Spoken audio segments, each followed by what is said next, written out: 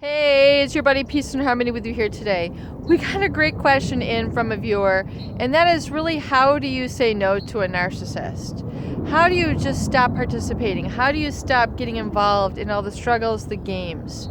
How do you say no? Well, here you go. No. No, thank you. No, no, thank you. I don't care to do that, but thank you for the invite. No, thank you. I don't care to participate right now. No, thank you.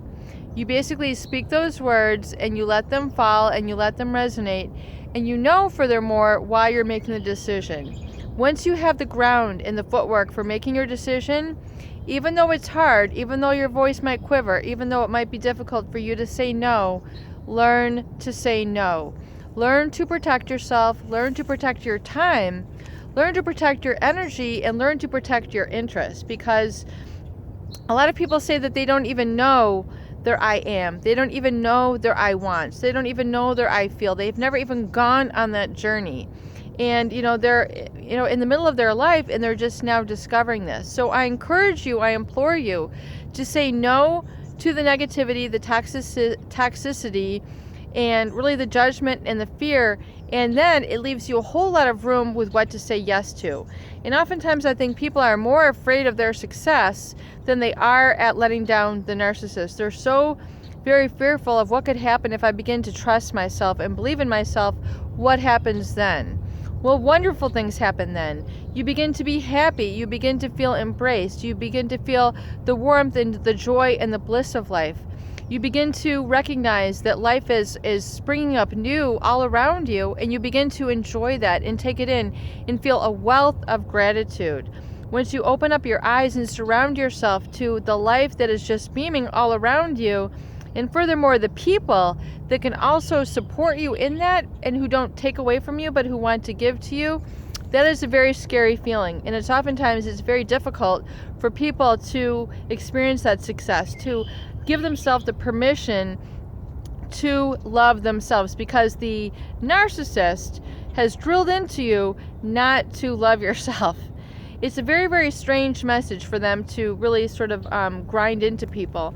But really, at the bottom line, that's really what occurs. So if you can begin to take that little yes, I will begin to worship according to where I want to worship. Yes, I will begin to listen to music that is comforting to me. Yes, I will learn to explore concepts and information in other sorts of intellectual pursuits that I've always wanted to pursue. I will begin to read more. I will listen more. I will be more. I will begin to eat things that I've wanted to eat. I will dress the way that I want to dress. I will drive what I want to drive, and I will live how I want to live. Once you can release those shackles, I think oftentimes it's like the learned helplessness, like the elephant who's wretched to the pole all his life. He's chained to a pole as a baby, and each time he tries to get away, the chain and shackle around his little foot begins to tug, and he can never walk away.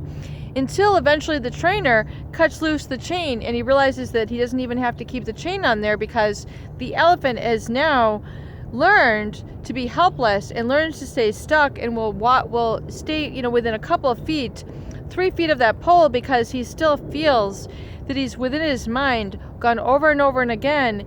Each step will not work. My footstep forward will not work. My footstep forward will not work. So they are then captive and really not allowed to roam because of that conditioning, because of that programming. The narcissist really keeps people stuck and stifled in their life in very much the same way, where because of the messages that they've told them, the things that they've said, the way that they've reacted energetically to their life moving forward, when they've tried to be their best, that's when the insults come.